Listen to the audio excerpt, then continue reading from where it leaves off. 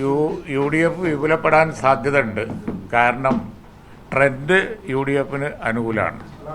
അല്ല, ഞാൻ പറയാം ഇപ്പോൾ കഴിഞ്ഞ പാർലമെൻറ്റ് തിരഞ്ഞെടുപ്പ്, അത് കഴിഞ്ഞ് നടന്ന അസംബ്ലി എലക്ഷൻ ഉൾപ്പെടെ, പാർലമെൻറ്റ് ഇലക്ഷൻ ഉൾപ്പെടെയുള്ള ബൈ ഇലക്ഷൻസ്, അതിനുശേഷം നടക്കുന്ന പഞ്ചായത്ത് തിരഞ്ഞെടുപ്പുകൾ, എല്ലാത്തിലും യു ഡി എഫിനാണ് മേൽക്കൈ കണ്ടുകൊണ്ടിരിക്കുന്നത്.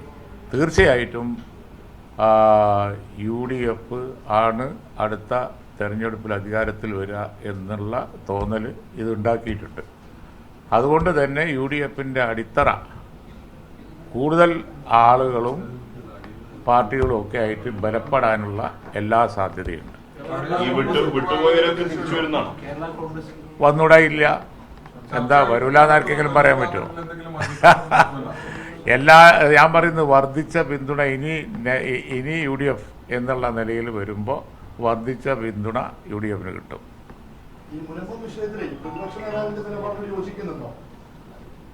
റിവേഴ്സ് ഗിയറിലിട്ടു പിന്നെയും. ഞാനിനി റിവേഴ്സ് ഗിയറിലിടുന്നില്ല. ഇല്ല, അങ്ങനെ സ്പെസിഫിക് ആയിട്ടുള്ള കാര്യങ്ങളൊന്നുമില്ല. ഞാൻ ജനറലായിട്ട് യു ഡി എഫ് ആണ് next is U D F എന്നുള്ളത് കൊണ്ട് കൂടുതൽ വർദ്ധിച്ച പിന്തുണ കേരളത്തിലെ ജനങ്ങളിൽ നിന്ന്, മത, സാമൂഹ്യ, സാംസ്കാരിക സംഘടനകളിൽ നിന്ന്, കൂടുതൽ നിഷ്പക്ഷരായ ജനങ്ങളിൽ നിന്ന്, അതുപോലെ തന്നെ ചെറിയ ചെറിയ സോഷ്യൽ ഗ്രൂപ്പിൽ നിന്ന്. സോഷ്യൽ ഗ്രൂപ്പുകൾ പറഞ്ഞാൽ നിങ്ങൾക്ക് മനസ്സിലാവുമല്ലോ, രാഷ്ട്രീയ പാർട്ടികളല്ല, എന്നാൽ നല്ല ഇൻഫ്ലുവൻസ് ഉള്ള സംഘടനകളാണ് അവരിൽ നിന്ന്.